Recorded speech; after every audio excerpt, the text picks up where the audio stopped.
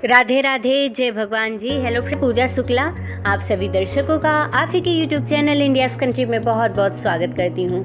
Video में आगे बढ़ने से पहले आप लोगों से रिक्वेस्ट है, प्लीज़ मेरे छोटे से चैनल को सब्सक्राइब करें और बेल आइकन पर क्लिक करें ताकि आपको मेरे आने वाले वीडियोज़ की नोटिफिकेशन सबसे पहले मिले। और साथ ही वीडियो को लाइक करें, शेयर करें। भूख, प्यास, नींद और आशा में सबसे बड़ा कौन है?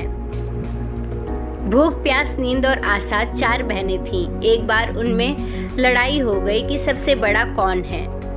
वे लड़ते झगड़ते एक राजा के पास पहुंची। राजा ने पूरा माजरा पूछा। सब वहां भी वही बातें करने लगी, मैं बड़ी तो मैं बड़ी। राजा ने सोचकर सबसे पहले भूख से पूछा, क्यों बहन, आखिर तुम कैसे बड़ी हो? भूख बोली, मैं इसलिए बड़ी हूँ क्योंकि मेरे कारण ही घर में चूल्हे जलते हैं, पांचों पकवान बनते हैं और वे जब मुझे थाल सजाकर देते हैं तब मैं खाती हूँ, नहीं तो खाऊं ही नहीं। राजा ने अपने कर्मचारियों से कहा, जाओ राज्य भर में मुनादी करा दो कि कोई अपने घर में चूल्हे न जलाए, पांचों पकवान न बनवाए, थाल न सजाए। भूख लगेगी तो भूख जाएगी कहाँ? सारा दिन बीता, आधी रात बीती, भूख को भूख लगी। उसने चारों तरफ खोजा लेकिन भूख को खाने को कुछ नहीं मिला। लाचार होकर वह एक घर में पड़े बासी रोटी के टुकड़े को खाने लगी। प्यास ने भूख को बासी रोटी खाते देखा तो दौड़ी दौड़ी राजा के पास पहुंची और बोली, भूख हार गई है। उसने बासी रोटी के टुकड़े खाए। देखिए, बड़ी तो मैं ही हूँ। अब राजा ने उससे पूछा कि तुम कैसे बड़ी हो?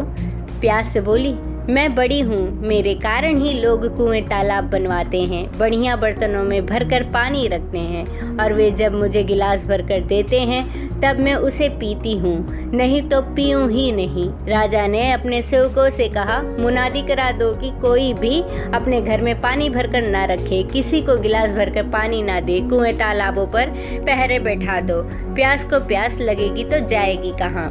सारा दिन बीता, आधी रात बीती, प्यास को प्यास लगी। वह यहाँ वहाँ दौड़ी लेकिन पानी कहीं भी नहीं मिला।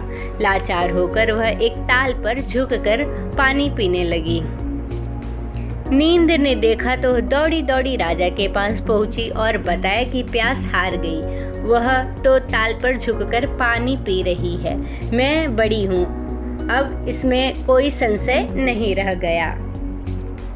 राजा ने पूछा, तुम कैसे बड़ी हो वह भी बता दो। नींद बोली, लोग मेरे लिए पलंग बिछवाते हैं, उस पर बिस्तर डलवाते हैं, जब मुझे बिस्तर बिछा कर देते हैं तब मैं सोती हूँ, नहीं तो सोऊं ही नहीं।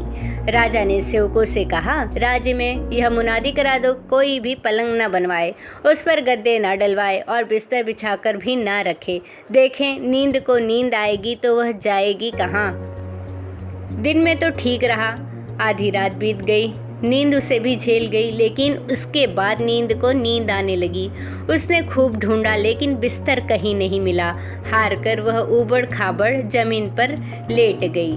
आशा ने राजा को खबर दी। उसने कहा, नींद भी हार गई है। नर्म बिस्तर की बात कहने वाली ऊबड़ खाबड़ धरती पर सोई है। वास्तव में भूख, प्यास और नींद तीनों में मैं ही बड़ी हूँ। राजा ने पूछा, तुम कैसे बड़ी हो? आशा बोली, लोग मेरे खातिर ही काम करते हैं, नौकरी धंधा, मेहनत और मजदूरी करते हैं, परेशानियाँ उठाते हैं, लेकिन आशा के दीप को बुझने नहीं देते। राजा ने सेवकों से कहा, राज्य में मुनादी करा दो, कोई काम ना करे, नौकरी ना करे, मेहनत और मजदूरी ना करे और आशा का दीप ना जलाए। आशा को आस जगेगी तो देखो कहाँ जाती है। सारा दिन बीता, आधी रात बीती, आशा को आस जगी। वह यहाँ गई वहाँ गई, लेकिन चारों ओर अंधेरा छाया हुआ था। सिर्फ एक कुम्हार टिमटिमाते दीपक के प्रकाश में काम कर रहा था। वह वहाँ जाकर टिक गई और राजा ने देखा कि कुम्हार ने जो दिए बनाए हैं उसके सोने के हो जाने की आस की है और वह सोने का हो गया। सोने के दिए में रुपए की बाती तथा कंचन का महल बन गया। जैसे उसकी आशाएं पूरी हुई वैसे सबकी हो। कामनाओं का दीप बुझे तो अच्छा, लेकिन आशा का दीपक कभी बुझने नहीं देना चाहिए। हालात कैसे भी हों, यह दीपक ऐसा है जो जीवन को प्रकाशित करने के लिए जूझने का हौसला देता है। फिर नींद, भूख, प्यास सब सगी हो जाती हैं।